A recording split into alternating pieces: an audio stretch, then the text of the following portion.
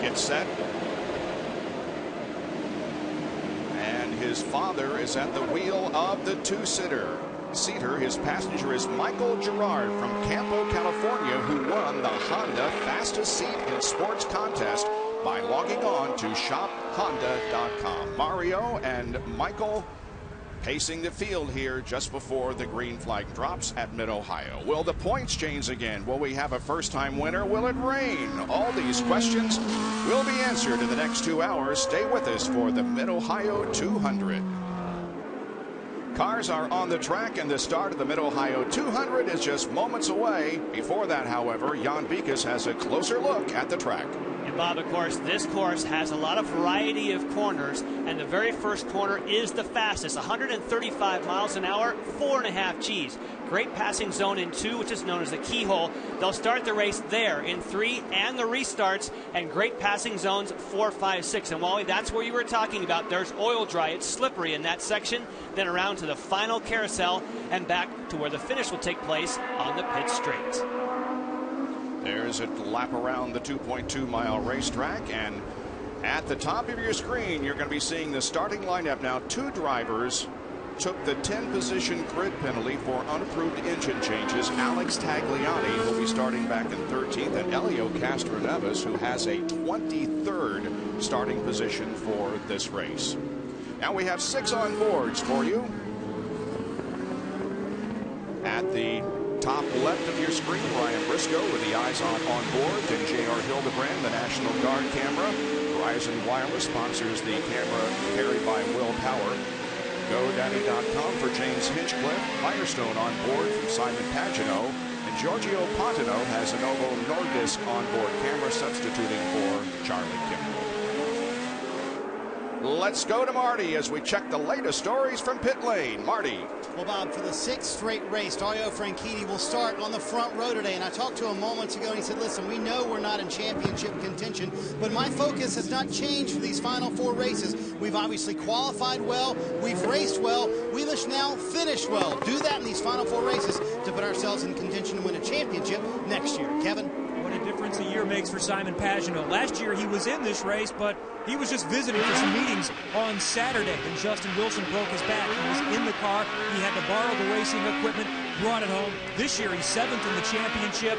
He's had his best qualifying effort of the season, 3rd, and he says he's got a real chance to win this weekend. Townsend? Thanks, Kevin. I'm here in Giorgio Pontino's pit. I want to watch this guy today. He's got F1 experience, GP2 experience, but 5 days ago he got a call to replace Charlie Kimball. He's never driven at Mid-Ohio. He's never driven the new Dallara, and he hasn't driven for 11 months. It's going to be really interesting by the 3rd, 4th stint, whatever his strategy is at the end of this race, see how fast this guy is, guys. Starting back in 24th position, and this broadcast is available in Spanish by activating your SAP button. All right, the cars begin their formation now. They will again start the race on the backstretch. They're headed down toward turn number 2. Nice formation of cars, 25 strong. Power and Franchitti are on the front row with Pagino and Dixon alongside in row number 2. Let's hope the weather holds. Let's hope we have a very safe and competitive race as the field now begins to move toward the starting line.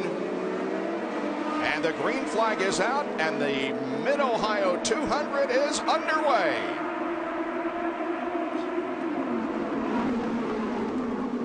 Power with a big jump. A lot of oil dry down there from a previous support race. Wow, look at this. Oh, yeah. Justin Wilson in the middle. Red and white Sonny's Barbecue got sandwiched. Man, look how close they are. Nearly 3 wide. That's Marco Andretti trying to get ahead of Sebastian Bourdais. There he is on the left. This is J.R. Hildebrand's on board, and Justin Wilson goes by on the outside. Wow, and right ahead, that's Rubens Barrichello. And he gets sideways, and so does Justin Wilson. Wilson spins. Able to get going, however, and we will have no full course caution, and a big setback, however, for Justin Wilson, who spins on the opening lap. And lap 1 is led by Will Power. Dario Franchitti 2nd, then Pagino. 4th is Dixon. Hunter Ray, Newgarden, Bourdais, Andretti, Briscoe, and Barrichello. They're your top 10. And push to pass. Oh, and we see Hildebrand go to the low side there, but the leaders, Will Power, even with the lead, is already using his push to pass to try and build that lead. That's Mike Conway to the inside of Hinchcliffe. 2x2 racing back here. That's Sato in the MyJack sponsored car. And with him is Tony Kanaan. Oh, that's Alex Tagliani, the Barracuda machine, really leaning on Hildebrand. Yeah, this is really the slickest part of the racetrack right now. You can see these guys just sliding everywhere, the dirt flying. Talked about the elevation change. This is where they'll reach the lowest part of the racetrack. Wow. Simona De Silvestro there behind James Jakes. Simona De Silvestro, green, white, and yellow with the Lotus power, but on a slick racetrack, she's on it. That's what she wanted because horsepower is lacking greatly. 10 miles an hour she was down in Edmonton, but here on a handling track, she's getting after it. Wilson's trying to make his way back up. And Castroneves was awfully careful on the start. If you watch at the beginning, he really laid back when they threw the green flag. James Jakes trying to get to the inside and does pass Elio in turn number 1. And Elio definitely has some type of issue that typically you would not have someone going to the inside. Townsend? Yeah, guys, down here in Oriol Servia's pit, he has lost 4th gear. They're not sure if it's mechanical or software. They're working on the car. Frustrated look on Oriol's face. They're trying to get back out there. Man, he has had some rough mechanical luck this year. He's been the driver who has gained the most positions during the season, but the last couple of races he's had tough times. That's Ryan Hunter-Reay there ahead of Sebastian Bourdais and Marco Andretti. And of course, Ryan Hunter-Reay has that new green color scheme, Pelotonia. Still the DHL Sun Drop, but carrying those colors this weekend makes it stand out. That's a charitable organization raising funds for cancer. And here's some of the action. This was awesome. 3 wide, and that's Rubens Barrichello that was right ahead, made that contact with Justin Wilson, and Justin comes right back. And then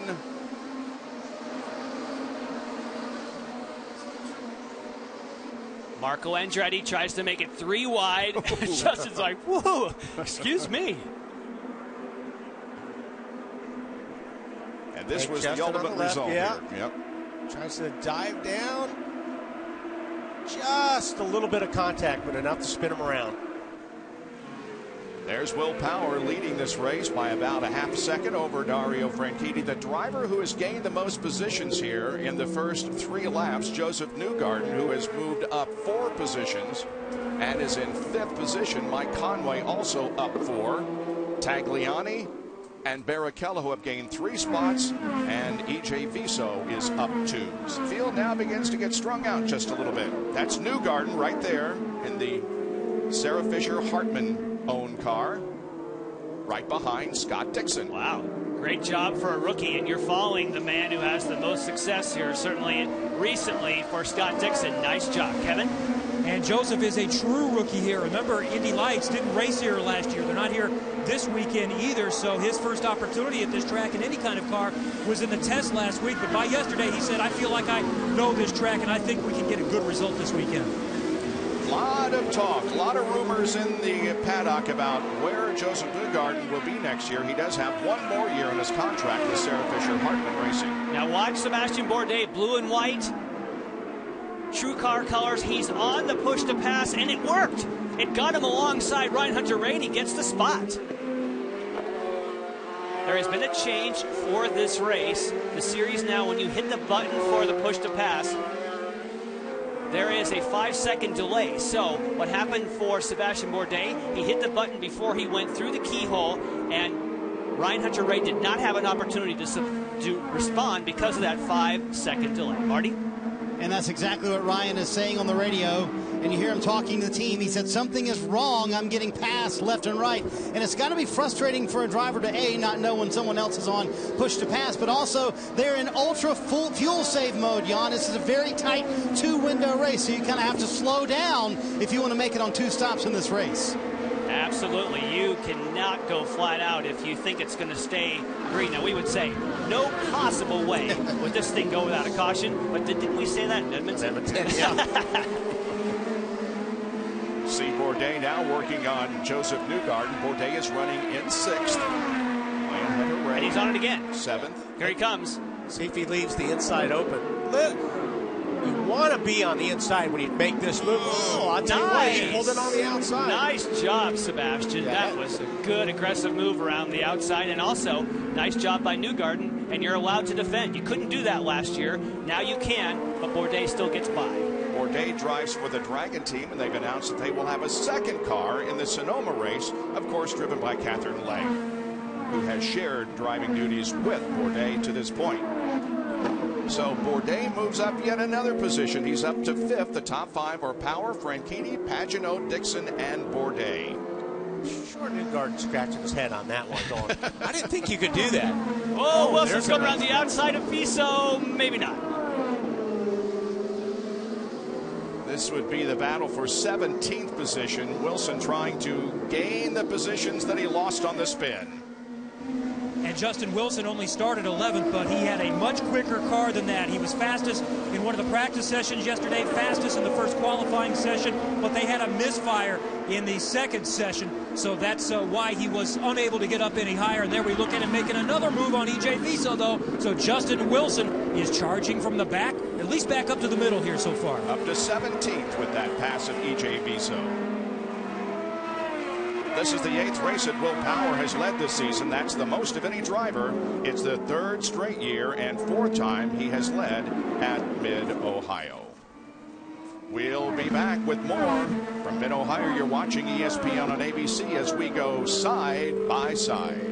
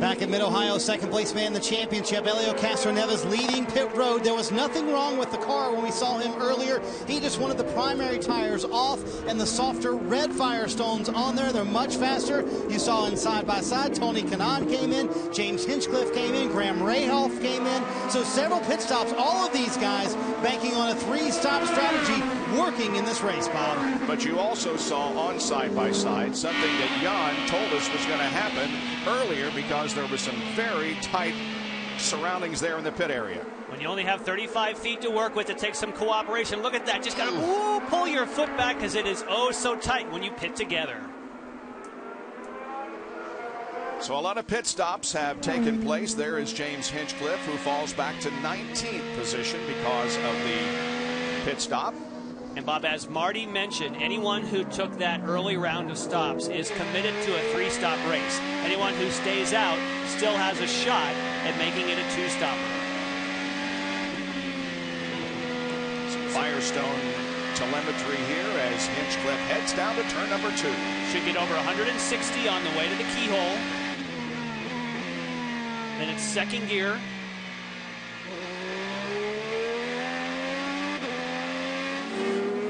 Fastest straightaway, almost 175 as you approach turn 4. Will Power continues to lead. The advantage is now 1.3 seconds over Dario Franchitti. There's Pagenaud third, then Dixon, Bourdais, Newgarden, and Ryan Hunter-Reay, Marty. Yeah, championship leader Bob is struggling right now, and most all the teams that started on the red, softer Firestone tires, they all started on sticker tires. Well, all of the Andretti cars started on scuffed or used red tires, and that's what happened to Ryan Hunter-Reay. He keeps telling the team the car is absolutely terrible. He's asking how many laps were on these tires before we put them on, so you've got to wonder if that strategy, going with the scuffed reds and saving the sticker ones for later in the race, is maybe hurting them a little bit right now.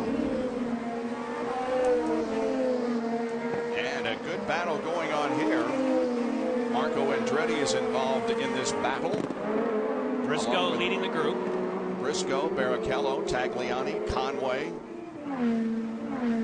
And Bob, Marco Andretti suffering from mid-corner understeer with a snap oversteer at the exit. He's having a great race, given his recent struggles on the road and street courses. Until this track gets rubbered in, I think a lot of guys are going to struggle with mid-corner understeer.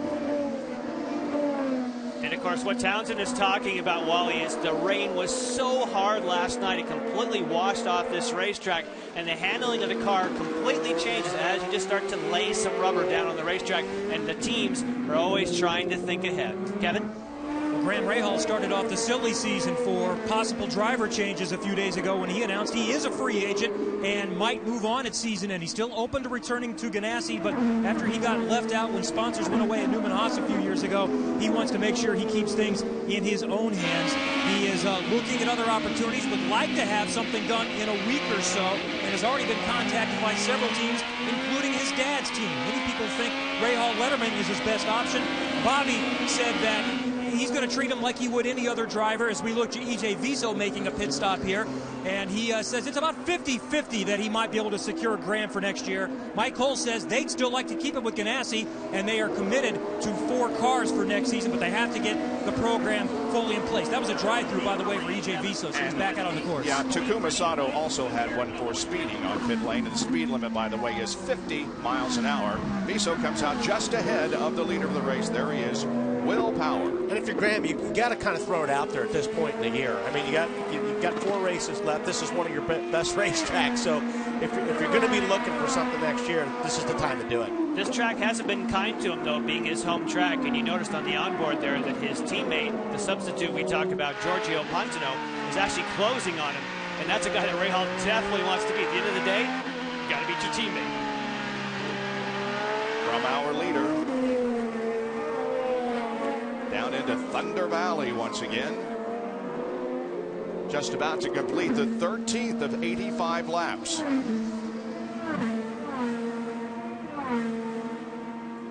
I think if Justin Wilson wouldn't have spun out, he'd probably be in the top 5 right now. He is flying. Yep. Been watching his lap times. Definitely one of the quickest cars out of the racetrack right now. It's amazing he's running where he is, considering he was pointing the wrong direction on the first lap. Wilson is currently in 14th position. Townsend is standing by with the guy who's being substituted for here today by Pantano. Yeah, thanks, Bob. Charlie tried to call me, but it went straight to voicemail. Charlie, what's it like standing here for the first time this season and really since your IndyCar career started and watching another guy pedal your car? It's very tough, you know. Having seen that first time outside of the cockpit, I have to say the 83 no-log flex pen car looks really good. doesn't look quite as good with Giorgio's helmet compared to mine in there, I think. But he's doing a good job. They're running quick. Sort of did an alternate strategy to start with. You know, I don't know what the weather's going to do here, but he's quick.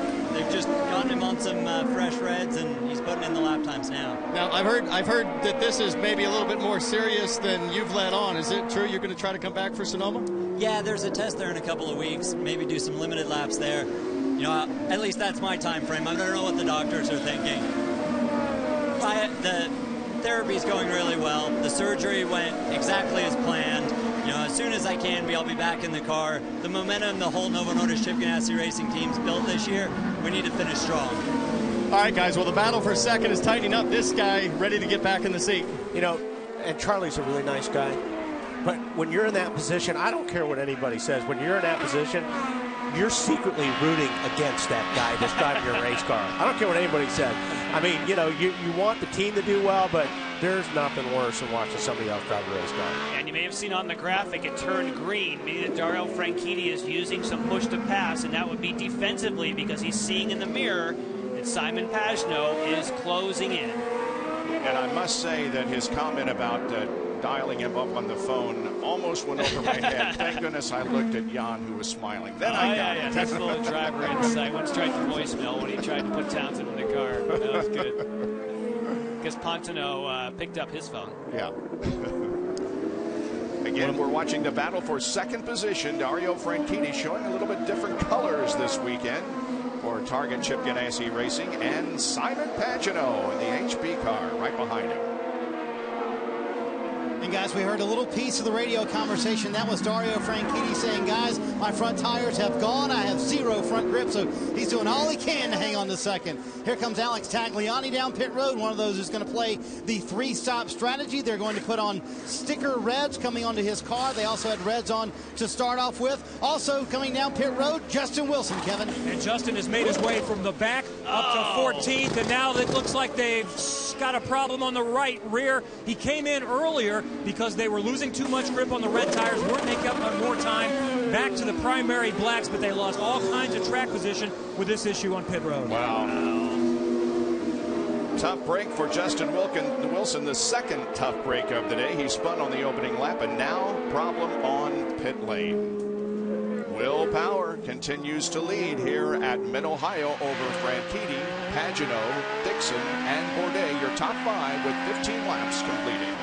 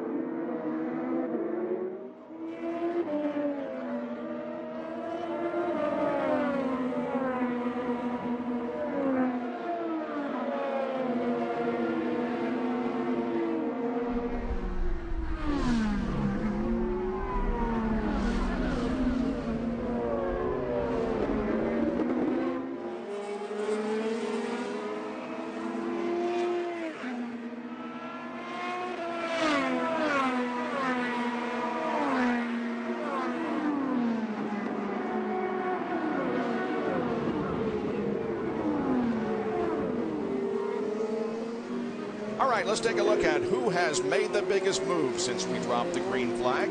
Simona De Silvestro has moved up to 14th, gaining 8 positions. James Jakes up 7 from his 20th starting position. And Ed Carpenter has also gained 6 positions. He is up from his starting position in 25th.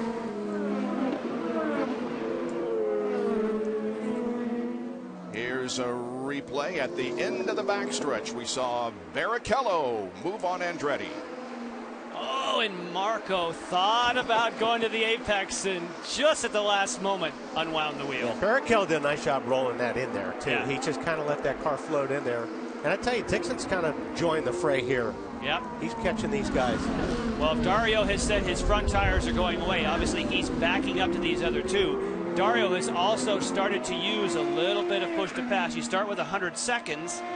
Dario's down to 75. He's been doing that to try and stay out of the clutches of Pagano. And then, I thought he was going to take a look. Back here in 6th and 7th are Joseph Newgarden and Ryan Hunter-Reay. Right behind them is Ryan Briscoe.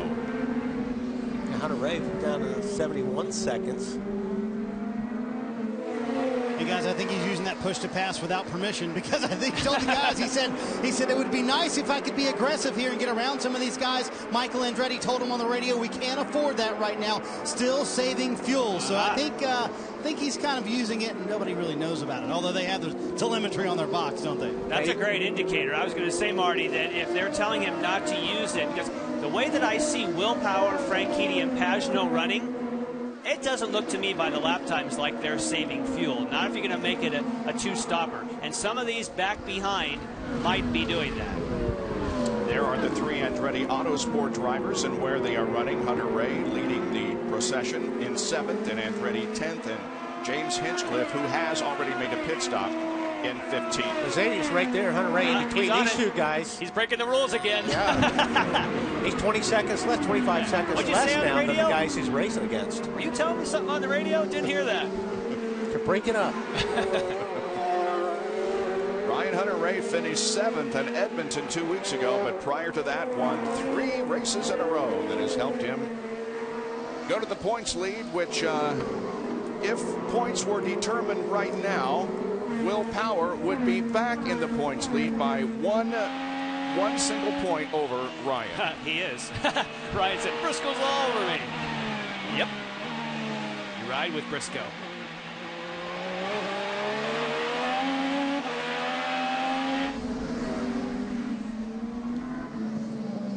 Simona De Silvestro and Hinchcliffe are 14th and 15th. We expect a pit stop from Simona momentarily. Hinchcliffe, as I indicated, has already made 1 pit stop. And I think 3 stops is the way to go, I think, because you get fresher tires. I think it's a real stretch on your tires if you try for 2. As predicted, here's Simona. All right, guys, she's got an open stop coming in. She's going to sticker black tires. Sunoco fuel going in the car here. Everything going smooth, calm, collected. No issues. She's off and away. Having a good day. 9.1 seconds. And you're going to use probably more tires. Because it's a green racetrack, it's going to be a little bit more abrasive, so you're going to run off your tires quicker. So I agree on. I think the 3 stop is the way to go, just because you're going to use more tires up today because it's not rubbered in. So how far can you go before you have to make a pit stop? If you're on the 2-stop strategy, at some point you actually have to go, your first stint, you'd have to go 28 laps. Okay. So if they go 28, you know that they want to leave the door open for 2-stopper. Big lead now for Will Power. It amounts to 3.1 seconds. Power over Franchitti, 3 seconds. But then 2, 3, 4, 5, 6, 7, and 8 are running very close together. They're getting closer, that's for sure. Simon just radioed in that he's developed a vibration on the left side of the car and doesn't know what it is. Up until then, the car had been very good. Has been his report when he's been asked both times. So we should be seeing everybody come in here in the next few laps and address any issues. Newgarden has also said he's picked up a vibration and he thinks he's ready for new tires as soon as possible. I wonder how many of these guys thought they could do the 2-stop and now they're being forced to do a 3-stop. Now they got to go another 7 laps, right? Yes. If you're going to do a 2-stop. If you start losing time with your tires and you pit, it's one of these things where, well, let's save fuel in case we go on and do 2 stops. Then if your tires don't feel good, we'll make it into a 3-stop. Firestone telemetry here on Simon Pagano. That's the fastest corner on the racetrack. As I mentioned in the open, 4.5 G's of side load. That thing really gets your attention. And then hard braking, the braking force going into the keyhole is 3.5. Just feels like it wants to throw you right out of the car. Franchitti on lap number 12 was 1.7 seconds behind, and he is currently 3.2 seconds behind.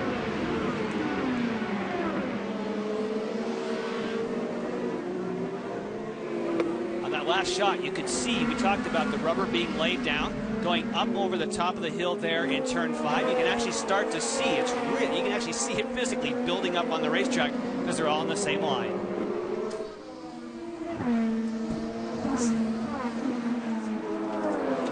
We'll be back with more from Mid-Ohio in a moment after this message from our ABC stations.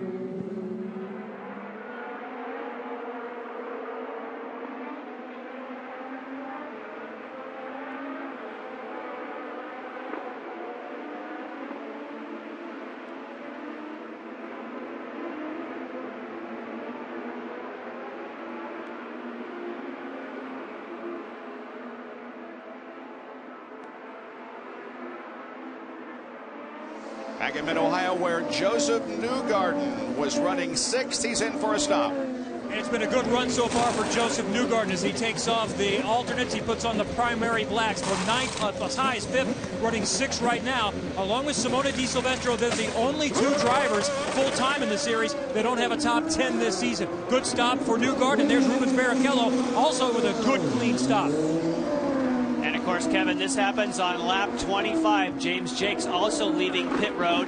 Those cars are not, unless there's a real long extended yellow, they now are not going to make it 2 stops. Those who stay out on the track are still alive. So how long do you run? So how long do you run on the blacks then? On the primaries? If you're in this mode, a 2-stop strategy means you have to run one stint. Yeah, but they're not in a 2-stop strategy. They stopped too early for a 2-stop strategy. Yeah, they could run 10, 15 laps and then go back. Yes, yeah. Marty? And to add to all this, Tim Cindric just told Will Power all those guys behind you are going to stop before you, so they're going to stay out later than all the guys behind them, so they'll put on the primary tires. They'll be on them for a long time. Scott Dixon should pit very soon, however, but Jan, you and I were just talking about during the break, they've been very fast in that 12 car with Will Power on older tires all weekend long. J.R. Hildebrand running in 10th position. He comes in for a stop. Our onboard camera showing you the work being done by the Panther team. Anna Chatton at the back. You saw the feature in the pre-race. Gives a little push on the rear wing. Nice job with the air jack. By the way, 15% of the active military is female. Good stat. He rejoins the hunt. Oh, look at this hunt up here. Wow. Will Power was off to the races, and I wonder if he's dialed it back just a little to get one more lap after hearing that conversation from Tim Cindric about the other people behind you will be stopping sooner. Yeah, and they did go to a different map for Will Power to get him one more lap than everybody else. You are correct. Well, you can see that immediately. All of a sudden when a guy changes that strategy. I want to know how Tim Cindric knows all the guys behind him are pitting earlier. Hey, well, he's right, isn't he? Here they all are. Yep. Pagano, Franchitti, Ryan Hunter-Reay, all in, Townsend. Yeah, Bob, I'm here with Marco Andretti. Pits from 8th place. Sticker black tires going on. Full of gas. He's a little bit of hiccup on his way. Marty? Ryan Hunter-Reay, the very first pit stall on pit road. You see Dario Franchitti, who went out just behind him for Ryan Hunter-Reay. Tremendous understeer. They put a round of front wing in for Ryan Hunter-Reay. For Dario, they tried to get him some front grip back with air pressure adjustments and 4 new tires for all of the guys leaving pit road. There goes Mike Conway back onto the track. So now Power and Dixon have not pitted. Yeah, and those are the two people, if you were going to pick who is best at fuel save, that's the first people you put. Scott Dixon, probably number 1, and number 2. Wow, how does Tim Cindric know that? These are guys who are running Hondas. They're on different teams, and he knows exactly what everybody else is doing. Here they are. 1 and 2. Power and Dixon make their first pit stop of the day, Kevin. Dixon will get to his marks just barely a moment as Power squeaks in front of him. Dixon will, if he beats him, will try to get around Will Power, and they're also going to see a car pitted. That's Ryan Briscoe about 2 stops in front. Dixon takes a wing change, and he gets out just in front, but who's going to beat him to the corner? It's Will Power. Gets the edge coming out. Wow. Because Dixon actually started to roll first. Yeah. And Bourdais, you see Bourdais coming out of the pits. He also was able to nurse his fuel the same distance as the 2 in front. Nice job. And Hinchcliffe slots in. Look at all this action coming into the keyhole. That's Tagliani. Yikes. Oh, can Han? That's Simon Ryan. Pagano. Just passed them all. Ryan Briscoe's the guy they're trying to get around. Man. Pagano is on the push to pass. They're everywhere. Tagliani now goes to the inside. And there's Ryan Hunter-Reay. What happened off to the pace. Something happened. Something happened to Tagliani. All of a sudden, he slowed dramatically. Now he's back on it again. Wow, that was odd. Maybe he just got out in the marbles while he just had to wait to go for the throttle. It just made it look like he was backing up. Hey, what the Tony Kanaan made the move there. Oh, yeah. The keyhole. The leader of the race is James Hinchcliffe as Marco Andretti and Ryan Briscoe are side by side with Hildebrand looking on. Briscoe's lost a lot of ground all of a sudden, too, when he was behind Pagano. That's 8th and 9th.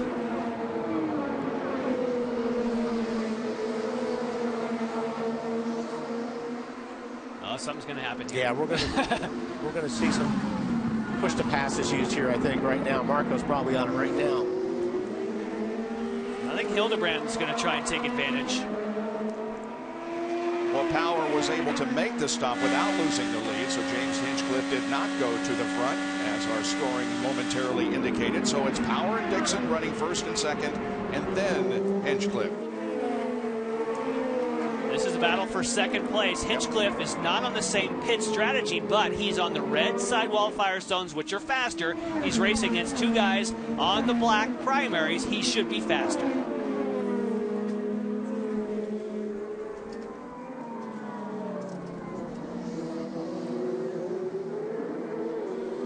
Hinchcliffe coming off a 12th place finish at Edmonton and a disastrous 22nd place finish in his home country of Toronto. Let's take a look at this again.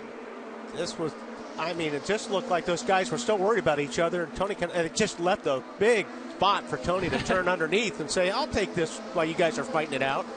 Now let's see what happened to Tagliani. Barracuda Network. See right there. Just like a shut. Well, he could have, like you said, he could have pushed down there in the marbles, but it's almost like shut off all of a sudden. Just in the middle of the corner. All of a sudden started to back up, and he was right back after again. Will Power using a little push to pass to defend. Well, here come the three stoppers. Elio Castroneves, the first of those to hit pit road. It'll be sticker red tires for Elio. So the car had a little bit too much understeer for him, and they'll head back out. They have one more stop as well. Yeah, I think these guys are going to need a caution to even get back in it. And James Hinchcliffe, sorry Bob, is pushing hard, but he's also, you heard Marty mention the three stoppers making pit stops. It won't be that much longer, and Hinchcliffe's going to have to hit pit road. So he says, while I have a chance, I got to go after Dixon.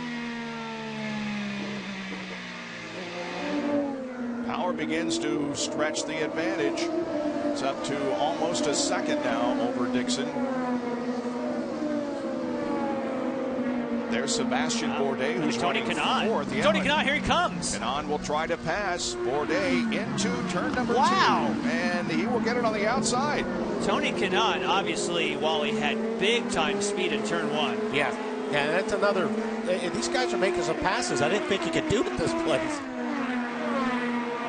Giorgio Pontino is in, Townsend. Yeah, Giorgio's having a decent race. His pace is good. He's got sticker reds. He's back out and away. His second stop. Keeping it below 50 miles an hour through pit lane, back on the racetrack. It's Power, Dixon, and Hinchcliffe running first, second, and third, and then back and forth.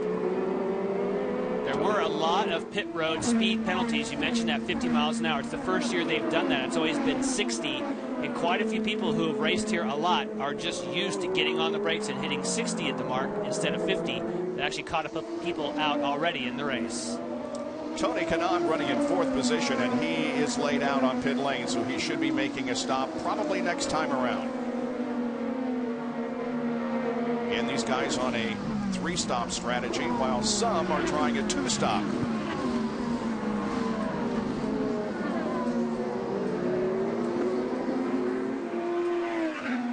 Battle for 10th position between Briscoe and Hildebrand.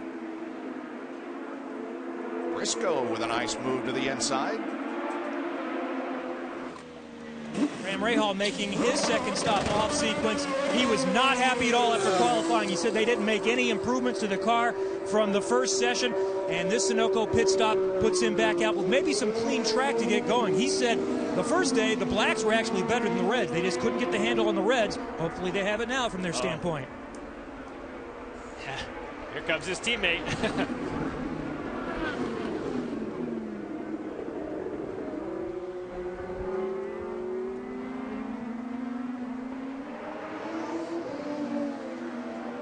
There's Hinchcliffe. He's peeled off from third position, and so has Tony Kanaan. So third and fourth in, Townsend. Yeah, Bob, Tony Kanaan, by virtue of saving these red tires, he's got another set of sticker reds. This guy is flying, passing through the field. Kevin. James Hinchcliffe making his second Sunoco pit stop. Let's take a look at Kanaan coming down the pit lane, and Hinchcliffe is easily going to beat Kanaan back out on the course, and let's see where Hinch will cycle back in after he makes his second pit stop. Only a half-turn wing for James Hinchcliffe, so his car's pretty close. And look at Scott Dixon. He's pressing willpower. At one time, Power had more than a 3-second advantage on Dario Franchitti when he was running in second, but right now Franchitti is fourth, and Scott Dixon is staying right up with Power. They both stopped on the same lap, which means they're both on the same strategy. So this is racing to a fuel number. Both the two of them have to make exactly the same number of laps. Jan, I don't know if you heard, but Dixon's just called in. He felt a few raindrops out there, and down here in pit lane, it's just started to whimper a little bit, kind of off and on. We'll see what happens. Now that would play in. That's something that a lot of crews were talking about. If we're committed to a 2-stop strategy, does that give us enough flexibility to come in and get rain tires? Because the 3-stoppers might have an advantage. Takuma Sato, Marty. Well, he said on that last run to Bobby Rahal, the car is a little bit better, but obviously they're going to need to get a caution here to get back into the game. It'll be sticker red tires for Takuma Sato. You see no wing adjustments for Takuma, and this should wrap up the guys who are actually Alex Tagliani will come next lap as well. That will wrap up the guys who are going to make it in 3 stops. Starting to rain a little bit in Mid-Ohio. The 3 stoppers are gone. Some interesting things developing. 35 laps in the book. Will Power still the leader here in Mid-Ohio.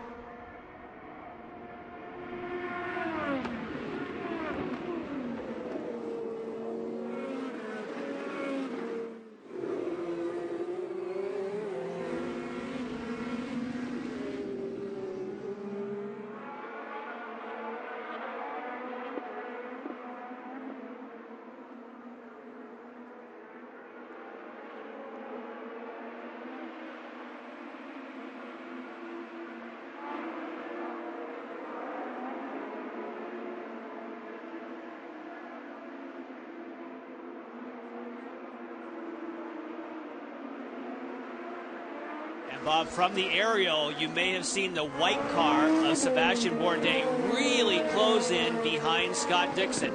Remember, he is the third driver in that group that waited until lap 28 to pit, so he's on the same strategy, and he's fast on that back straightaway. Bourdais is having his best race of the season so far. He did finish 9th at Barber in the second race of the year. That has been his only top 10 finish, and this is his 9th race of the year. As I said, he shares a ride with Catherine Lake. Finished 15th at Edmonton a couple of weeks ago, but today is running in 3rd position. Oh, Graham Rahal just passed his dad's team in Takuma Sato, and now his teammate Giorgio Pantano is working on Sato as well. And Rahal moves to 18th. Sato is back to 19th. Gave it a try early in 2. It looked like he had him, but boy, he had to lock that right front up to avoid contact with Sato. And I believe that it was a year ago he did something similar and he couldn't get it stopped and ended up in the gravel trap, did Graham Rahal. So he's obviously learned a good lesson there, and he made it happen at the other part of the racetrack. Yeah, and you don't want to knock your dad's car on the grass. No. Mike Conway comes out of and the here pits. comes Pantano. Pantano is going to try and make the same sort of move on Sato. Let's see if he gets it done. Nope. Ooh. A little too close to the corner to make a move. What Pantano, I bet, is going to use to push to pass here. This is 6. And he is. Here he comes. All right, we've seen a couple people take it on the outside. Oh! He drove by him in the braking zone. Again, carried a lot of speed in there. That was nice. very impressive.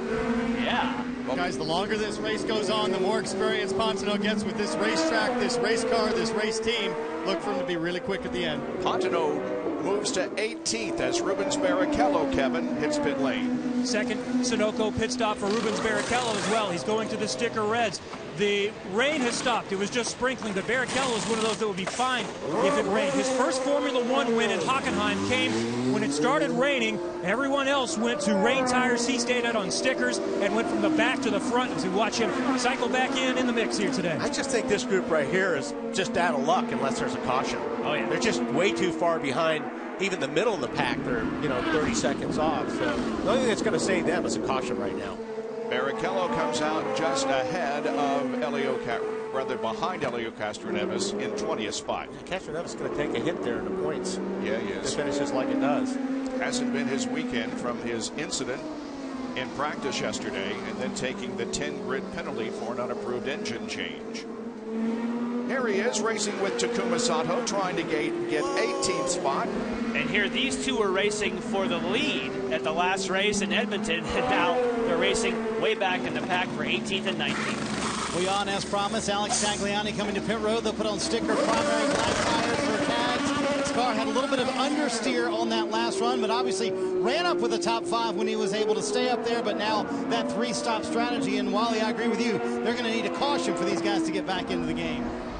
Yeah, I think Power and Dixon are really sitting in a good position right now if this thing stays the way it's going. Yeah, and Bourdais. And Bourdais, yes. Yep. Here is Briscoe and Newgarden running 8th and 9th, and we are nearing the halfway point of this race already with no caution flags to this point. Let's take a look at Briscoe and Newgarden as they battled for the 8th position. Back straight away. Whoa. Oh. Wow. Up Over on the curb. Yeah. That's some hard racing. Meanwhile, back up front, it's still well-powered, leading Scott Dixon, Sebastian Bourdais. There's Dario Franchitti 4th. 5th is Simon Pagenaud, and 6th is Ryan Hunter-Ray. And Bob, you mentioned no cautions. Also, no DNFs. Did not finish. Everyone is still running. Yeah, only one car not on the lead lap. That is Oriol Serviet. There are the points as they run right now, with Ryan Hunter-Ray back in front by 1 single point over Will Power. Dixon's making a pretty big jump there in points. Yep. Now, the one thing that Sebastian Bourdais has done differently there in 3rd is he's on the red sidewall Firestones. The 2 ahead are on the black. So he's doing the same pit strategy, but different tire strategy. So it'll reverse. When the cars ahead go back to reds, he's going to have to take. Well, let's see what he started with, though. Bourdais started on the red, so he has one stint coming on blacks. And I'd do everything I could to try to get out front. Yeah. Because if he's going to be on the blacks and those other two are going to be on the reds, that's not going to be difficult. Well. Yeah. James Jakes running in 10th position. There's Marco Andretti, who is 11th.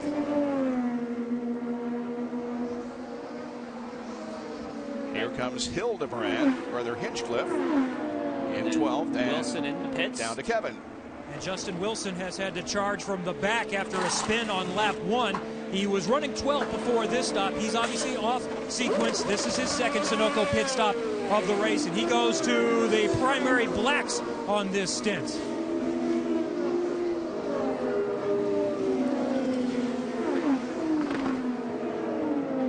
He showed so much promise, but they just seem like they're not clicking on pit road today. Yeah, you could tell in the pit, during the pit stop, you could see his frustration. Oh, yeah. Fast pace here in Mid-Ohio. You're watching ESPN on ABC as we go side by side.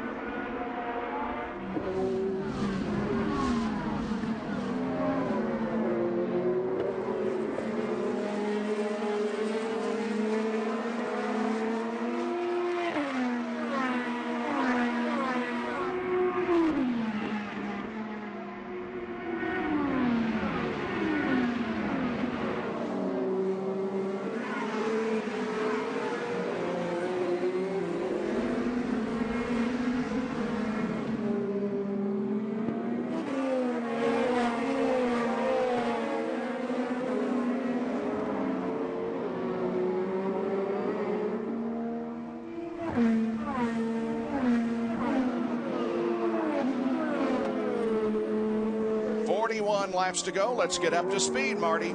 And we get up to speed with Will Power, who's making it look easy today. You know, he told us in the pre-race show we have to make the most of our opportunities. And he told me off camera, this is one of our best opportunities. Will Power started first, currently is first, as you see. He was worried about Sebastian Bourdais back in third, how many push-to-pass seconds he had left. Tim Cindric told him, just worry about your race car. Go forward. Kevin? And right behind him is Scott Dixon. And as strong as Power has been, and we knew he would be, Dixon is the guy to watch. Is a 3-time winner here. Emerson Fittipaldi has also won 3 times here. He was just told, even though you're getting good fuel mileage, we still will be 2 laps short with 1 more stop. Right behind Scott Dixon, running in 3rd position, is Sebastian Bourdais, having one of his best runs of the year. And it shouldn't be coincidence, because this is the first race where they've actually tested and they've come to race. They were here last week. Marty?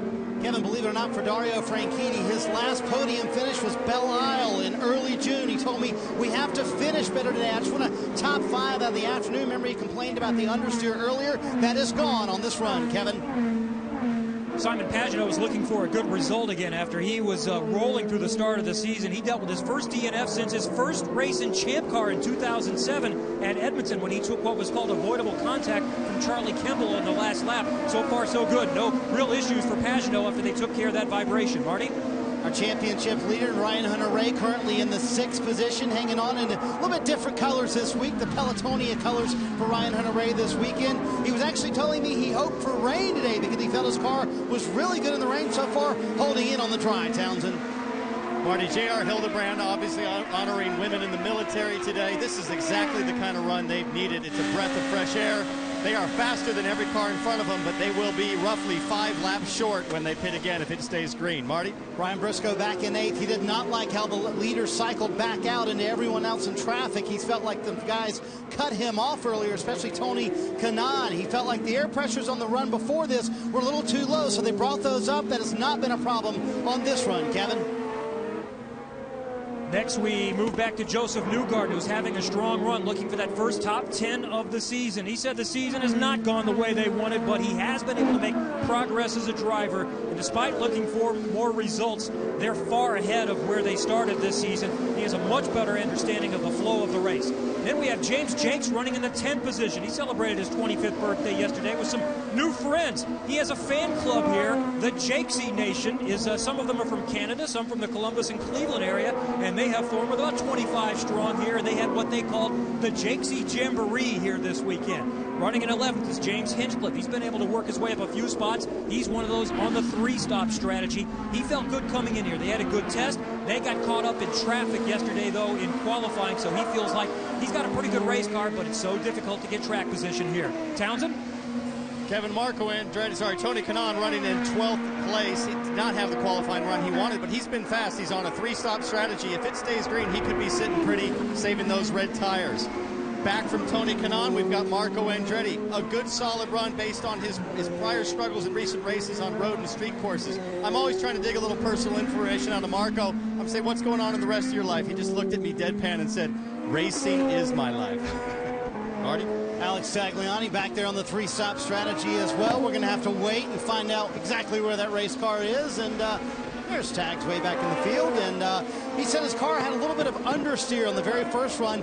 They adjusted that with some wing, and actually it's been a lot better ever since. Right behind him, Graham Rahal. Kevin? Well, this is Graham's home track. He said everybody expects me to be so much better here than other places, but the reality is he hasn't raced here that much. He didn't race here coming up, and he hasn't spent a lot of time here at IndyCar, but he still loves the area, loves being around home, and having an opportunity to get a good result. It's going to be tough today, but he's still working at it. And those are the top 15. Pontano is 16th, Sato 17th, and Castro Neves, Barrichello, Conway, Wilson, Viso, Carpenter.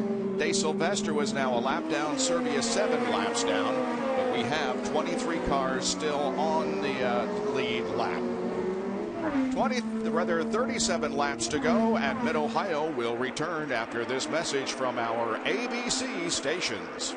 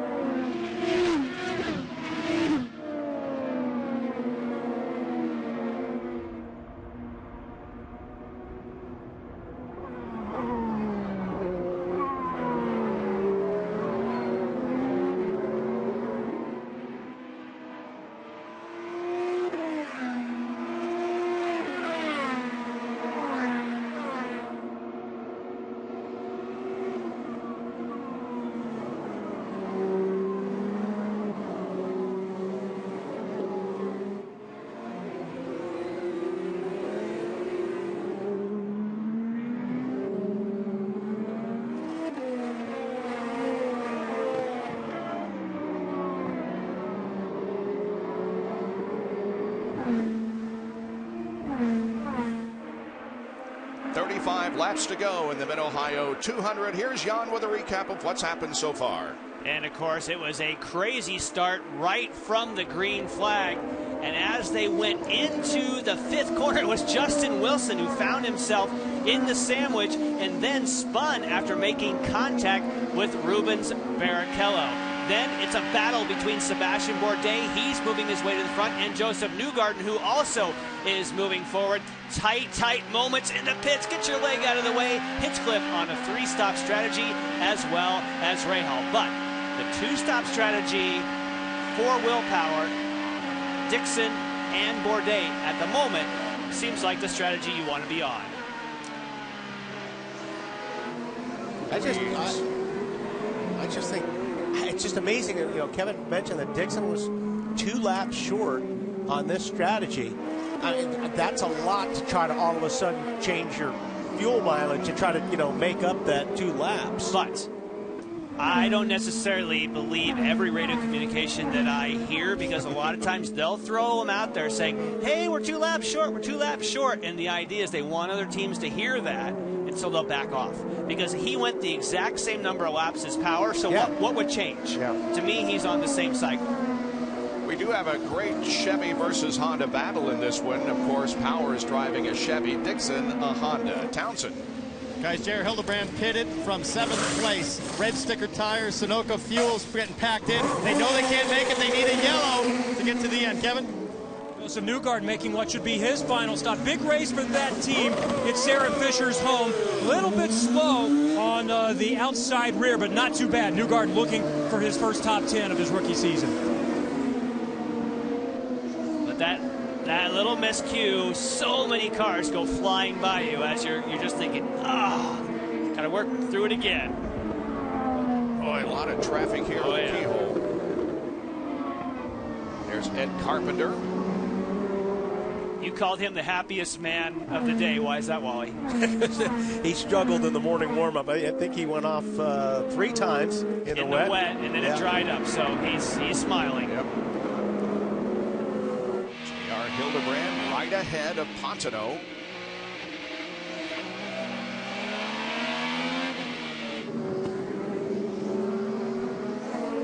Well, so far, Willpower has led every lap in 27 previous races here.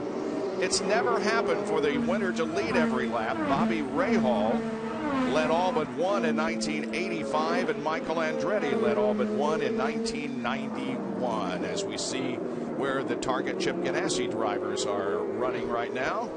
They call it G1 and G2, and G2 is well behind G1 because G1's got a couple of their guys on a 2-stop strategy.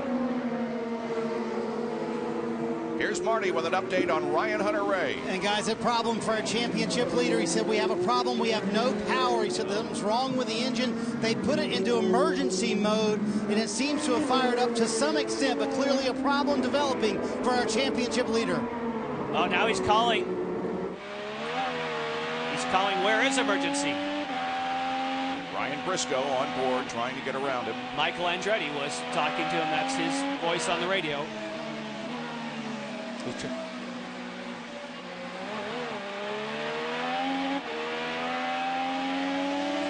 Boy, you can see the difference in power. He just came by the booth. You could hear it was off song. It sounds like it's a misfire. It's not just low on power. It sounds sick. Wow, this could be quite a swing points-wise today. I mean, you got Castanevis in 17th, and now problems with Ryan. Remember, he took a grid penalty in Edmonton because they wanted the latest spec engine. Now, what if something happens to it? Well, he's lost 2 positions here in the last lap, with both Briscoe and Hinchcliffe getting around Hunter-Reay, dropping him back to 8th position.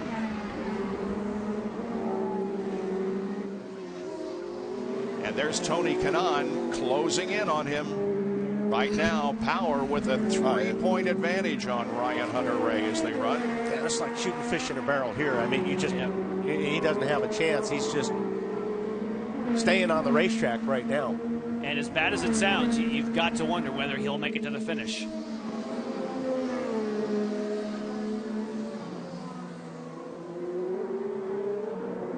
You know, that is the thing about engine competition. Both Chevrolet, both these two cars are General Motors Chevrolet.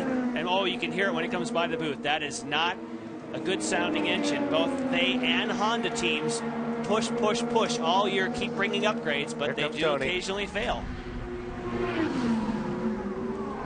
There's Tony Kanaan passing him by and taking up the 8th position. The only good thing, if there is a good thing, Hunter Ray's got, you know, 10 plus seconds on a bunch of the cars that are behind him. So I'm not sure how much he's losing per lap. Now Hinchcliffe moves in on Ryan Briscoe. We have 3 Hondas and 2 Chevys in the top 5. Chevy leads and runs 3rd. 2nd, 4th, and 5th are Hondas. He looks like he's about 3 to 4 seconds a lap slower, being Ryan Hunter-Reay. You could call this Honda's home track in a way. They have manufacturing facilities here, over 10,000 employees. They'd love to win this one. Pagano comes in for his stop. Scott Dixon was going to come in, but they told him one more lap for the 2nd lap in a row, so he's trying to hang on to as much fuel mileage as he can get and try to make it on one more stop. It's going to be sticker red for the last stint for Simon Pagano, but it's going to be very tight on that fuel mileage, Marty. Ryan Briscoe has put on sticker blacks for the last stint of the race. They hold it here to make sure it gets completely full of fuel. They make an air pressure adjustment, trying to help some understeer. But Ryan Hunter-Reay, our championship leader, at the very head end of pit road. And boy, does that engine sound sick. They had to put on black sticker tires for Ryan Hunter-Reay. They send him back out. I think at this point they're just hoping that it lives until the end of the race, guys. Look at this gaggle of cars. Wow. Now, Dixon went this far. You're right, Jan. He has to get to lap 57, which is next lap. If he does that, he's okay. I mean, it's tight, but that's the number you have to hit. Hildebrand racing with Ed Carpenter. Oh, 3 wide. Pontino trying to make a move. Oh, and look at Sato to the inside of Carpenter. Newgarden goes with him. Yep. This new car on racetracks where there was very little passing in the past, all of a sudden there's heaps of passing. Marty. Well, the leaders on pit road, Scott Dixon behind Will Power. We're both going with sticker red tires. They're holding Will Power. Oh! They get a He's going to get the lead. And I believe Scott Dixon will win this race off pit road. That might change the complete complexion of this race. Wow. Absolutely right. And Bourdais comes out in 3rd spot. So, were they waiting on fuel, Marty, on Power's car? Wally, they did hold Will for just a moment to make sure they got it completely full of fuel. Remember, they're on the 2-stop strategy, so you got to milk all the fuel you can get out of it. Right, so, and if it's that close, you've got to wonder, did Dixon get what he needed to make it all the way? So that could have been the payoff right there. We'll see. Some of the spotters working from grandstands here in Mid-Ohio. Time left on push to pass for both Dixon and Power. Wow, that was definitely a defining moment. And you know, in the previous stop, Scott Dixon rolled a little bit before Power as well, but couldn't get it done. This time, it was enough to get by. Yeah, but I think this was an obvious waiting for fuel on Powers. I think you're right. The last pit stop, they were matched. They were doing the same thing. But I think this time they just waited. And they're waiting on Power, waiting on Power. Here comes Dixon on the way out. You can see the crew's like, ah, we got it. Gets that position, and of course, Sebastian Bourdais. Let's see if the fuel got connected immediately. That's the... They're definitely... Well, you know, the Target Chip Ganassi racing team has been doing this a long time, and they know that they couldn't send Dixon unless he was full. I just think they may have got connected. Let's just watch the fuel hose and see if one gets connected more quickly. Yes, that's what it was. It took a fraction of a second longer for the fuel hose to go in on Power, and that's why Scott Dixon got out first. Jan, keep in mind, Dixon had a clear pit entry, and there's time in that entry, that brake zone essentially from 60 miles an hour or 50 miles an hour to the pit box. We're watching a battle for Pagano almost. I went back in my seat on that one. This is a battle for 4th position. Bourdais and Pagano. And Bourdais, I might mention, visited Victory Lane at the Indianapolis Motor Speedway last Friday, co-winner of the very first Grand Am race that was held there. Hinchcliffe was the leader. He led 2 laps, makes the pit stop, and out he comes. Oh, but he's going to cycle. Yeah. He will be cycling in a very good spot. He's going to come out third, maybe. Well, no, these guys have a head of steam, though. Yeah. He'll probably lose all 2, maybe all 3 of these spots. 2 or 3. Sorry, Dario.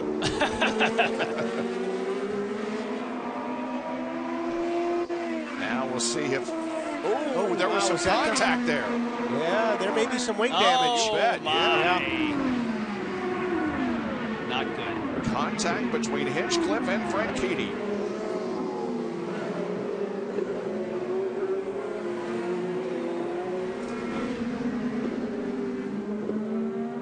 And the hits just keep coming for Franchitti. Yep. Well, this one, just misjudging. Yeah, just misjudging and getting too close. I think he was looking to go to the inside, and right at the last second, he said, you know what, looks like Hinch is coming over, I'm going left, and it just wasn't enough room. Bourdais and Pagenaud, it seems, have been racing all race long, and they still are together, third and fourth. Bourdais a little bit heavier on the push to passes. He's actually in the best shape as far as the guys in the top 8 right now. Wow, look at the interval that Dixon has opened up over Will Power. It's almost 3 seconds back to second place Will. Hey, Wally, one thing I was just thinking about watching Dario clip the back end there is a longtime veteran it's hard to remember that those wheel covers are back there. I think you're judging off the end of that gearbox, so when you pull out, you forget the extension off of the rear tire. Yeah, that's a great point. We've seen a lot of that this year. Yeah, that's a good point. You, when you're so used to, timing it a certain way, and all of a sudden you've got that extra foot of body work up there. Yeah, you're right. Hildebrand, Newgarden, and Kanaan here. That is 7th, 8th, and 9th.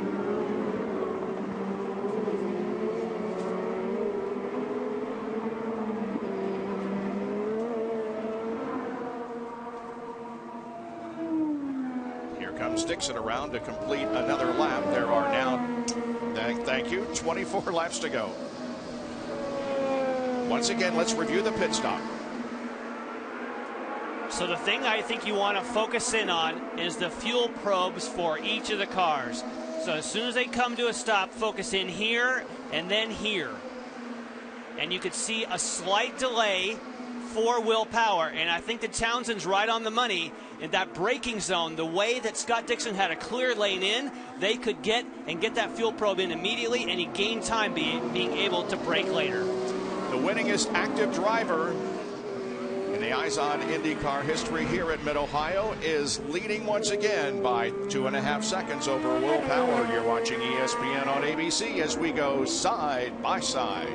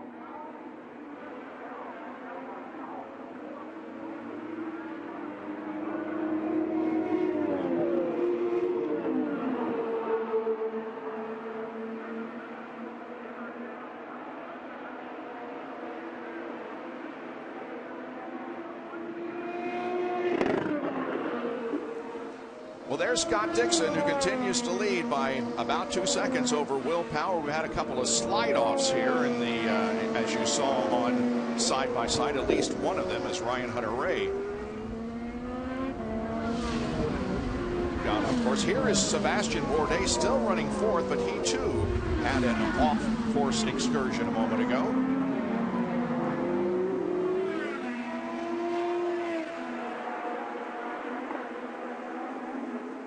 Pagenaud to the outside. Ooh, he just bumped it in there a little bit too hard. This is Ryan Hunter-Reay. Yeah, he got tapped. Yeah, I believe. Yeah. He did a good job. He stayed on the throttle, and I can't believe as wet as it is out there. He got back on the racetrack and continued. Yeah, uphill, but he made it. No cautions. Sato and Pontono here. And Ryan Hunter-Reay flies off the racetrack. So that puts Ryan Hunter-Reay back in 21st position. Boy, a big points hit. Yeah, our top two guys are not having the days they want. And speaking of Ryan Hunter-Reay, Marty, you were telling me during the break they think they know what's wrong with his engine. Yeah, they diagnosed the problem, Jan, for Ryan Hunter-Reay. The injectors were basically dumping too much fuel into the engine. It is a problem they can fix under caution, but not something they can do in the green. They'll just simply lose too much time. Now, Ryan Hunter-Reay does have to pit with about 5 or 6 laps to go. They're short on fuel, so they will come down pit road. They don't think they can get the problem solved in that short amount of time, however. You see Dario Franchitti on the racetrack right now in the nose that does not match. They came to pit road, and they changed the winging a moment ago, and actually they have the wing in the back of the pit stall. A lot of damage to the right side of that wing, and Dario had to get that changed back on the racetrack with a wing that doesn't match, but at least it's going forward. Doesn't match the color scheme. Sorry, he's going to have to come back. Black flag him. Man, you know, what a difference when you look at Dario Franchitti. What a difference a year makes, or actually the last couple years. When things are going your way and you take a championship, but boy, when they don't, it's just snowballed on Dario this year. Yep. Now that one, you can't chalk that up to bad luck. That was unfortunately just a little bit of misjudgment. But he's made a couple of those this year too. Yep. Not pit late. Scott Dixon and Dario Franchitti and Juan Pablo Montoya. You'll be seeing their faces on boxes of Kellogg's cereal here before long. I found out over the weekend, Wally, that's Jan's all-time hopeful situation. He wants to be on a box of cereal. Carton of milk I've seen him on. Box of cereal. There are the points as they run. Ryan Hunter-Reay 5 behind Will Power now. And the reason that came up is because Bob Jenkins has been on the cereal box, and I was green with envy. It was never distributed, but yes, they did make me a box. You have a box. Yes. And I'm good going, Bob. Yeah, thank you.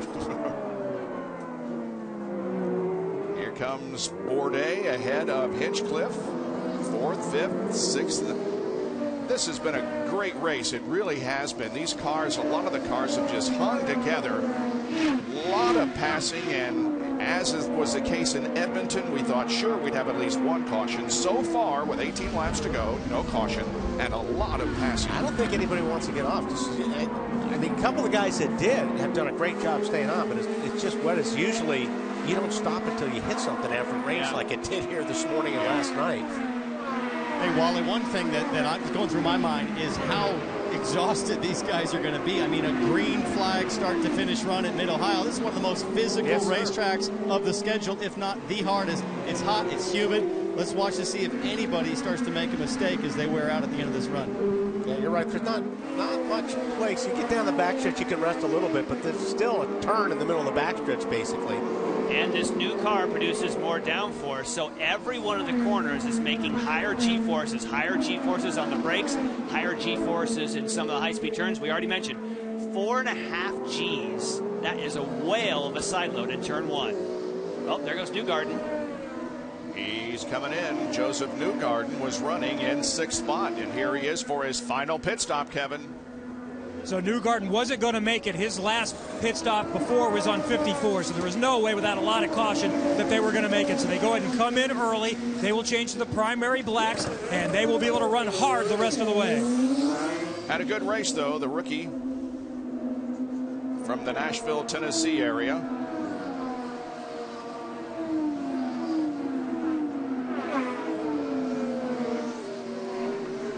Here comes Sebastian Bourdais, again running in 4th position, about 5 seconds behind the leader, Scott Dixon.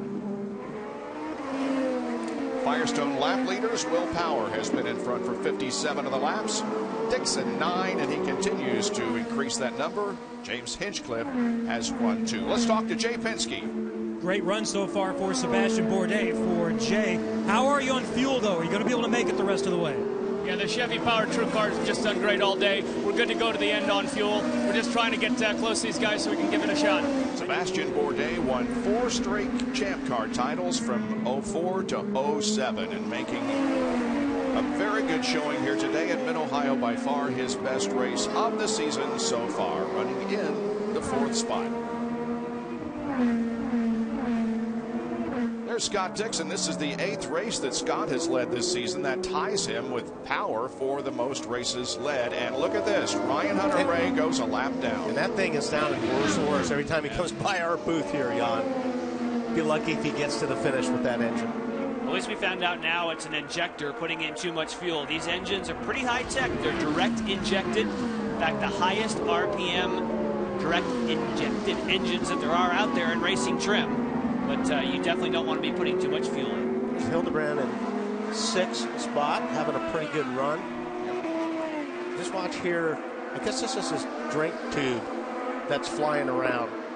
And not that it's in your way, but it's aggravating. And I mean, it's a distraction.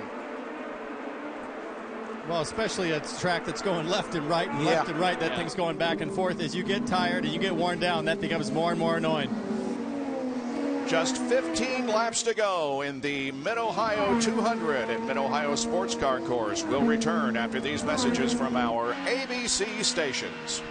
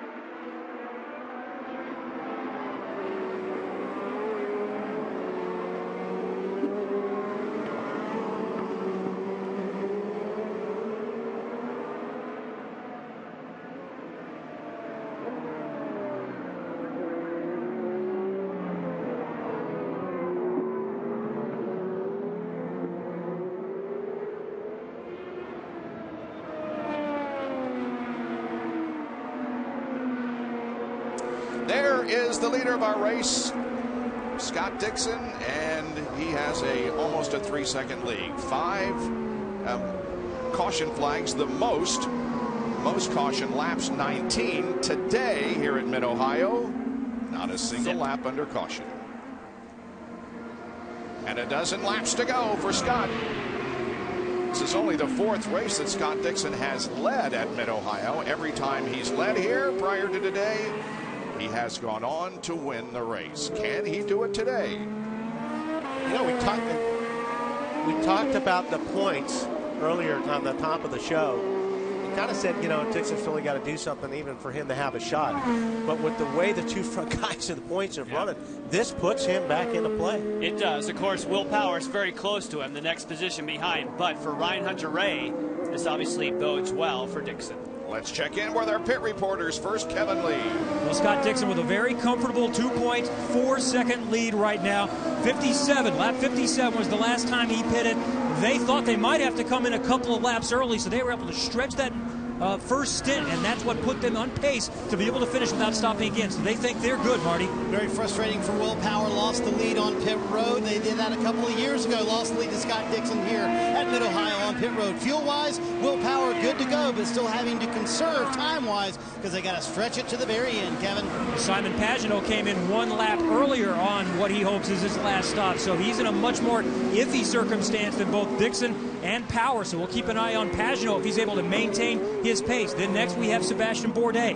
He's on the same cycle, came in the same lap, the first Sunoco pit stop and the second one with Dixon and Power, so he should be good to go, and Jake Penske told us a few moments ago that he's good to go. Now we go back to 5th and James Hinchcliffe. Should any of these front 4 have an issue, this is the driver ready to pounce. He's on a 3-stop strategy and last came in on 59, so he has at least 2 laps on the other leaders, Townsend. Behind Hinch in 6th position is J.R. Hildebrand. He's been on the pace and fast, but he's been burning too much fuel. He's going to have to stop again. I understand he's about 5 laps short. Behind him, Tony Kanaan in 7th. He's been informed that Hildebrand does have to pit in front of him, but Tony Kanaan, I'm told, is good to go to the end. James Jakes is going to have to pit. He came in earlier than everybody else. We look back, and there he comes around the corner. This is still a really good day for Jakes, though, if he could make it, but I don't think he's going to. 8th is his best finish of his IndyCar career. Townsend? Yeah, Marco Andretti currently P9. He's having a good run, strong run, if not a little unspectacular, but he's good on fuel to end on the same strategy as the leaders. Well, very pleased to hear all that news. Is back in 10th, Ryan Briscoe, who needs to make up a few spots. If all those guys do indeed run out of fuel, Briscoe can make up a few positions. Cars had a lot of understeer today, but in terms of Sunoco fuel, good to go to the end for Ryan Briscoe. There are your top 10 as they stand right now with less than 10 laps to go. We've had 3 leaders and 2 lead changes. Scott Dixon, the man of the hour right now. Watching this battle between Andretti and Ryan Briscoe for 9th position. That, of course, is Ed Carpenter running right ahead of them. He's running 22nd, a lap down to the field. And Ryan Hunter-Reay will hit pit lane. He was the last car on the, I beg your pardon, he is a lap down, but is coming in. And James Jakes mentioned that he's going to need a pit stop, and he has made it as he comes out right ahead of Ryan Hunter-Reay, Marty. Yep, here comes our championship leader. Here's what they're going to do, Bob. They're going to pull the engine cover off of the 28 car. Try to do this as quickly as they can. If there is a quick fix, they think there may be one quick fix. If they can do it, they're going to do it here under green. If they cannot get it done, they will put it back on. You hear the radio conversation. They will fuel him, get him back out on pit road. So they're trying to save as many points as they can today. Do this as quickly as possible, but our championship leader sitting here on pit road, not where he expected to be, with green laps still going on. Hopeless feeling for Ryan Hunter-Reay. And with just 3 races to go after this was a big hit for him. And as you look at the top 3 cars, that was what I took from the up to speed Hildebrand leaving pit road. And guys, they did not fix the engine for Ryan Hunter-Reay. Sounded very sick when it left pit road, so our championship leader going to take an even bigger hit. They did not get that engine fixed. starting to say that what I heard and what I took from Up to Speed is that Pagenaud in third right now is the one you'd want to be concerned about, because he did stop 1 lap earlier than those around him. He would be the one in the most fuel trouble trying to make it to the end. Well, the way Dixon's running, it doesn't look like he's worried about fuel. No. He learned how to save fuel here back during the engine competition days when he drove for Toyota. They rented the track when there were no testing limitations. That's Pagenaud's radio. And Scott Dixon tested day after day after day, and they just kept working on fuel economy until they found exactly the techniques that work for him, and he's used that to good avail for years. Pagenaud, your third place runner. It's been 25 years since the last time we had back-to-back caution-free races. Final 2 races at Laguna Seca and Tamiami Park in 1987. Both ran without a caution. Again, less than 7 laps to go. Hopefully we can go the rest of the way without a caution. I would think these push-to-pass lights will start lighting up here pretty quick. Except for Pagenaud. I think he could be in a little trouble as far as speed. I mean, he'll most likely back off, but he's going to have to back off a lot if he stopped a whole lap earlier than those around him. Helio Castroneves is running in 16th position. The weekend began with a crash during practice in which he hurt his left hand, and then he had to take the 10-position grid penalty for changing engines. Not a real good weekend for Helio Castroneves, who is third in the points going in, will remain there. But right now, as they run, he is 26 behind Will Power. Marty? Bob, I'm going to go out on a limb and say I think Helio's done with Mid-Ohio for 2012. It goes all the way back to the test here last week. Got in a big crash in that and missed a lot of that testing time. Then he comes here, gets in the crash you mentioned Saturday, and he's had a head cold he's been dealing with all week. He's been really sick. Couldn't get out of bed earlier this week back at home. So I think he's just ready to be done with Mid-Ohio, but happy that he will stay third in the championship standings. That's a good day in the overall picture for Helio Castroneves. I think these guys have been fast enough to be a top 5 car today, Marty. With this race, which I don't think anybody expected would be caution-free, it didn't give him the track position he needed for a caution because he started, so far back. 5 laps to go. Tony Kanaan running in 6th position has had a very good race today. Bob, interesting for Tony Kanaan. This is his, I think, 190-some-odd consecutive start. He moves to second all-time in consecutive starts behind his team owner, Jimmy Vasser, the Iron Man. Started in 18th position, has gained 12 since the drop of the green flag. Hinchcliffe and Cotonou and Rahal have each improved 10 positions during this race, and Helio up 7 from his 23rd starting position. And we saw him take 3 or 4 in one move, right, coming out of the keyhole.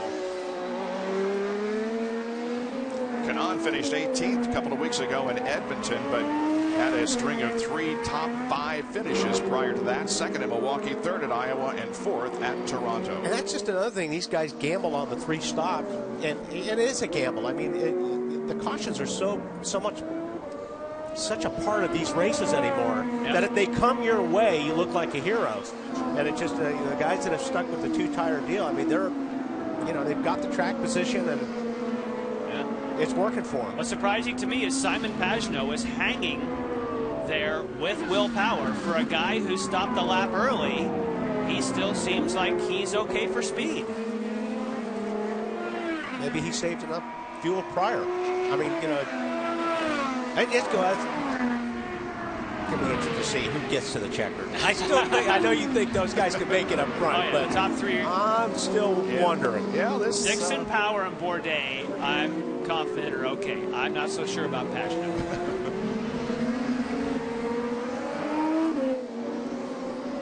Guys, Scott Dixon was just told by Mike Hull, keep saving here. Even though we're good on fuel, we want to make sure we have plenty for the last lap or so sprint in case Will Power is conserving and can really go after it. So he's going to make it, but they're still being conservative right now just in case they need to sprint on that last lap. Or spend some donuts, or who knows. You might want some fuel for something extra. Little over 6 miles remaining in this race. It was first Power and then Dixon and Ryan Hunter-Ray, Marty. And guys, the engine did not last the entire day for Ryan Hunter-Ray. In fact, he thought there might have been a fire at one point. They told him to come on in, bring it to pit road. They are done for the day. Our championship leader climbing out before the race is over. Wow. Yeah, well, they really didn't have a whole lot to lose. They were already 24th. They weren't going to lose any more positions anyway. Well, they timed it out because Serbia is 7 laps down and they're 3, so they made sure that if they stopped now, it wouldn't change their position. So that's why they waited with 3 to go. Going to be 5 behind Power when the checkered flag drops, and it will do so in less than 3 laps. Scott Dixon, I think you could say, owns this place. He has been so good here at Mid-Ohio with 3 victories coming into today's race. And you know, it was the pit crew that, well, his approach to the pit box and his pit crew, that combination, it's definitely a team. This is a team victory if he brings it home, Bob, because that was, as we saw, clearly won on pit road. Emerson Fittipaldi also won 3 races here at Mid-Ohio in 88, 92, and 93. No one has won 4 races here at Mid-Ohio in the IZOD IndyCar Series. Advantage almost 3 seconds over Will Power.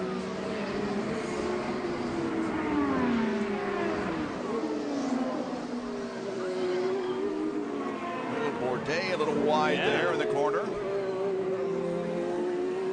Racing with Simon Pagenaud, but that dropped him back a couple of seconds. Into Thunder Valley.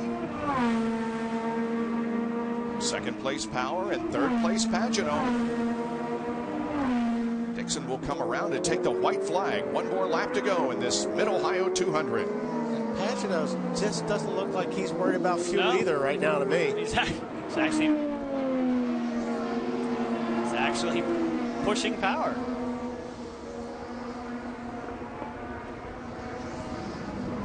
And again, Ryan Hunter-Ray cannot lose any more points. But Scott Dixon is going to gain some in the battle for the championship for 2012, which has, in a few yards, shall we say, 3 races remaining. Next is Sonoma, California, the road course, then the street course in Baltimore, Maryland, and the season ends on the oval at Fontana, California, a 500-miler.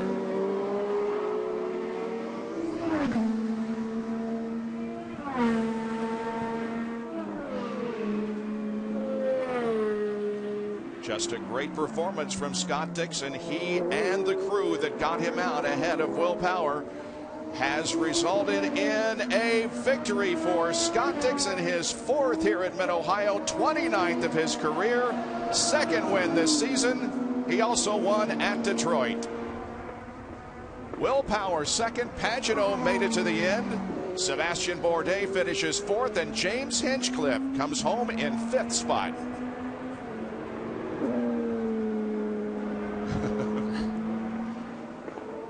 Ryan Briscoe got around Marco Andretti on the last lap, and Briscoe will finish in 7th. And here is how that pass occurred. Into turn 4. Saw a lot of that exact same kind of pass today. Nice job. A caution-free race at Mid-Ohio. The winner is Scott Dixon. We'll be back to talk with him in Victory Lane in a moment. The day here at Mid-Ohio started with drenching rain. Partly cloudy skies above, but the sun is shining on Scott Dixon, who has won his 4th race here at this historic facility. Taking off the helmet in Victory Lane, finishing officially 3.4 seconds ahead of Will Power, Pagano, Bourdais, and Hinchcliffe completed the top 5, with Tony Kanaan finishing 6th. Briscoe, Andretti, Hildebrand, and Tagliani completed the top 10. Down to Kevin. Scott Dixon climbing atop the number 9 Target Chip Ganassi car, celebrating his 4th win here at Mid-Ohio. He's won more IndyCar races than anyone at this course. Emerson Fittipaldi had won 3 times. And there's Chip Ganassi, his 4th straight win as a team here at this course. And Scott Dixon now has tied Rick Mears with his 29th win. That's 10th all-time on the IndyCar wins list. What is about this place? Oh, I don't know, man. And yesterday I thought we were in a bit of a hole after qualifying. We burnt the front tires off, but we started the race struggling a little bit too. We just couldn't get the front to grip up, and it seemed like other people were struggling a little bit more. We were making fuel, and that's what got it for us today. We were able to stretch, maintain the pace, but huge credit to the team. The pit stop was fantastic. That got me in front, but got to say hi to Emma back home, Poppy and Tilly as well. But what a fantastic day. It puts us back in the hunt. Yeah, you're now up to, you were still 4th. You're still 4th, but you're 28 back instead of 61, and you're within 2 of 3rd. Let's talk about that last pit stop. You were stalking Will Power all day. What kind of an advantage was it when you come in and he has to come around you? Yeah, it definitely makes a difference, and this is the shortest pit boxes that we have throughout the whole season. So, it's been tough in the pits, but I got to hand it to, obviously our pit guys. The Target guys have been super slick this year. Coming in with an open pit definitely helped because Pagano had already pitted. So huge credit to the boys, and strategy was fantastic. Just a great day for us. 28 points out. We're well in the hunt now. There's Mike Cole, who called your race. I heard you guys debating whether you wanted to go with blacks or scuffed reds, and you told me before the race, relatively speaking, I think we might be better on blacks, but you decided on the reds. Yeah, the reds, I think we had tuned the car better for the reds. We still were a bit loose once we made the adjustments for the reds, but at the end there was more about getting mileage and maintaining pace. We were able to get wicked mileage out of the Honda engine and still maintain pace quicker than the others. So, so happy for everybody at Team Target. Obviously Honda winning at a Honda track is big for us. Congratulations. Thanks, man. Thank you. That's Scott Dixon very much back in the championship chase as he looks for number 3. Marty? Well, Will Power got to watch that replay of the pit stop. How frustrating is that to watch it over again and then live it on the racetrack? Yeah, I mean, man, it's such tight pit boxes here, and obviously he had a clean in and we had a tight in, so that some of that was me getting in, and it's hard for the fuel to get in clean because he's got to step back for my front wing to swing in. So still a very good points day. Happy to get the Verizon car on the podium, and we'll keep chasing after it. We'll get a win here soon and keep going after that championship. As we check out your onboard of that pit stop, I know you also were making fuel all day long. Had that not been a factor and you'd been able to race Scott, do you feel like you could have beaten him straight up? We couldn't have passed him on track. I don't think that would have been possible. It's just so hard here. It's such a fast course and it's really difficult to get close, but maybe if we didn't have to save fuel, we could have pulled a bit of a gap. But, I mean, he's playing the same game. Like, he was doing a bloody good job. So he's always tough to beat around here, and he got us again. I do have some good news. You're the championship leader. Well, that was our objective. I mean, we really wanted to win a race, but, we just need to keep chipping away. All right, he is a leader by 5 points. Well, Marty, I'm here with Simon Pagano. Simon started 3rd, finished 3rd. Man, you're running with the big dogs. You are a big dog. My teammate from Indy. Heck of a run. Congratulations. Thanks, TV. It's nice to hear. The team has done such a great job. The HP car was unbelievable weekend. I'm very proud of, everybody says the same, but actually I'm really, really proud of the team because we made such a step forward this weekend. We just needed that extra front grip that we were looking for so long, and we got it this weekend. The engineers got it spot on. And, when it's a teamwork like this, it's so enjoyable. Finishing 3rd behind those 2 guys is, it's a nice thing. And I think, we've got 2 more steps to climb, but we're knocking at the door, which is nice. Well, Mid-Ohio's an awesome track. We're going to watch here on the monitor. We got some tight racing from today. Just want some comments here. I don't know who you're coming up on. Looks like someone's sticking a nose. Oh, that's Tag. That was a close one, man. Briscoe was coming out of the pits, and Tag was coming up on me. And there was pretty cold tires at the time. The blacks, we didn't have a really good car on black, so it was difficult then. Went on the push to pass there. Kanaan fly by as he always does. Pretty amazing on restarts. Did you ever think this run was going to go green flag the whole time? I thought so. The field is really, really strong. There's not many drivers making mistakes anymore. It's so tight. Everybody's on top of the game right now. So, yeah, I thought it could happen unless it was raining. All right, bud. Well, great run. Kevin's there with James Hinchcliffe. And he's first of those that did the 3-stop strategy today. That worked out pretty nicely. Yeah, you know, from where we qualified, that was the only chance we had, and we pitted early on lap 7 there, and then after that, man, it was qualifying lap after qualifying lap. I don't think I've been this tired after a race in a long time, but great strategy by the GoDaddy guys, great job in the pits, and you know, we proved the car was quicker than we qualified. We knew that all along, so this was an impressive way to, you know, move up to the top 5 again. How much did you need a result today? Big time. You know, we started off so strong, and we've just had this unbelievable run of bad luck, and you know, my mistake in Iowa, so it's nice to bounce back, get back in the top 5, and you know, we weren't sure what to expect after where we qualified, but it's just great to be back up here. You know, congrats to Scott, Mr. Mid-Ohio. I mean, I feel like Will's the real winner because if Scott's on the track, you're only battling for second, so good job to him, but just happy for the boys to get this result, and hopefully we can carry this forward for the rest of the year. Good run. He said before the race, we just need to do what we did early in the season, and we'll get back to where we have been. Marty? Well, Ryan Hunter-Reay comes in as the championship leader. He will leave in second place in the championship, and kind of digesting the day. I guess, A, how frustrating was it, and B, do we even know what it was at the end of the day? The engine failed in a slow, miserable way, unfortunately. You know, we really didn't need this right now. I think we could have had a third today, you know, based on the fuel strategy that we were on. We were running good pace, and guys did a great job. It's just, man, 30% of our races now have ended this way. And but we can still make this happen. We can still go win this championship, but we can't have days like this. We just can't. And you know, don't want to wish any ill will on our competitors, but it's time for Penske and Power to have some of these issues going on too. But no, Chevy's done a great job for us. It's just you know, they're new motors, they're new engines, and I don't know why we've been having quite a bit of the issues this year, but we can still make this happen. You know, we're gonna leave here. We're gonna leave here upbeat. And we're gonna go try and win this championship. There's 3 races to go, and 3 races that we can be really strong at. So we're just we're going to go out there and fight this thing to the bitter end, that's for sure. I was going to say, as not only the driver, but a leader in the team, how do you spin this in a positive way and refocus the guys going forward to Sonoma? Well, we know that the month of July that we had, that we can be very strong, and when we are strong, we can win races, and that's what we have to go on. We have to go on that, and we have to really just operate that way, doing what we did, doing what we know how to do, and showing up to a race weekend, not missing a detail, and make the most of it, really. And if we do that, we'll be putting ourselves in a position to win races. So that's really what it's going to take. And you know, we really wanted to win today for DHL, Sundrop, and Chevrolet, but it's you know, it's going to make it that much more challenging. We had a 24 point lead coming in. Now we're down by 2. So this is going to be tough. I'll leave you with something positive. You get the save of the day. Check this out. When you went down in the grass, how did you? You were almost the first caution of the day, but you saved it. How did you get that thing back up on the track? You know, with driving under that with no horsepower like that, it was so hard staying out of everybody's way, and then Sato just nudged in there at the last second. But yeah, I was surprised I kept that going. Do I get any bonus?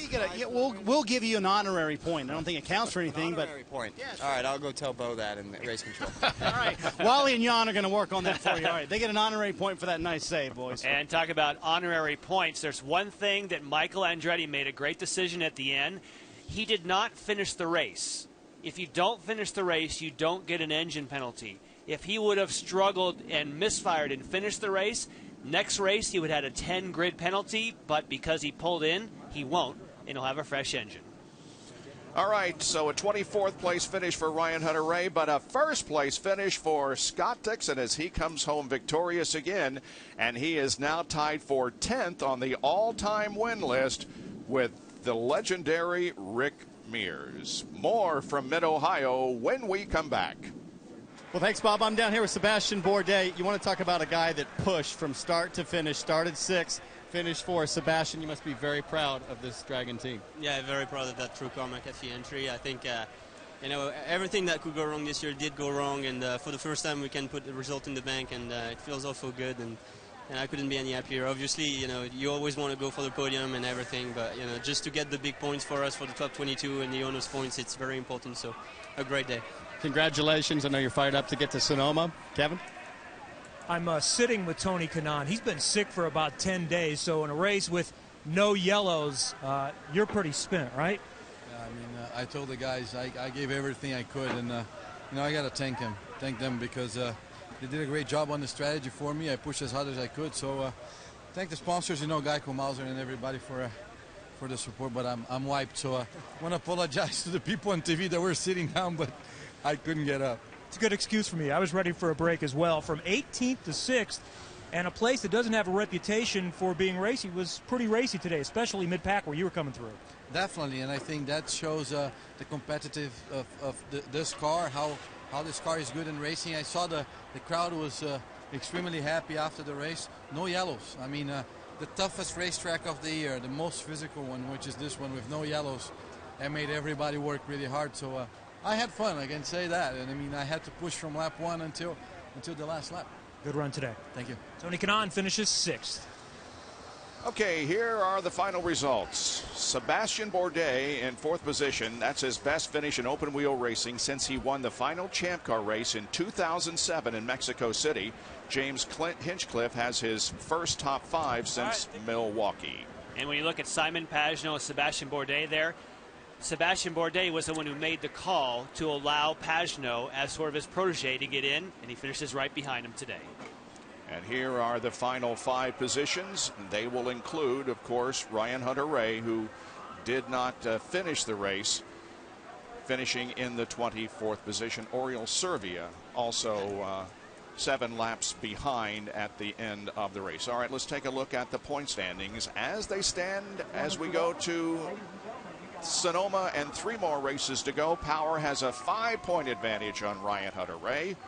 And then there is a real close battle between Castroneves and Scott Dixon. And Hinchcliffe and Pagenaud are not separated by very many points. So a good championship battle shaping up for the final 3 races of the year. Yeah, how things change. I mean, you look at that group at the beginning of the race, and all of a sudden you had 2 of your top guys that didn't have good finishes, and it changes the whole picture of this points race. So you still like Castroneves? Well, I mean, I do, but I mean, Dixon did what he had to do, and the other guys had problems. So, I said he's going to have a good race, and boy, he did. Yeah, I still like Power, so I'm looking good. There is the podium: Dixon, Power, and Pagenaud as they receive their trophies here at Mid-Ohio Sports Car Course. Scott Dixon, the winner, here this afternoon. The Mid-Ohio 200 is the final race of the 2012 season here on ABC, a season that included our 48th consecutive year of covering the Indianapolis 500. The final 3 events this year will be on the NBC Sports Network, including the season closer, a 500-miler in Fontana, California, September the 15th. Thanks for being with us today. For Jan Bikas, Wally Dallenbach, Marty Snyder, Kevin Lee, and Townsend Bell, I'm Bob Jenkins. So long from Mid-Ohio.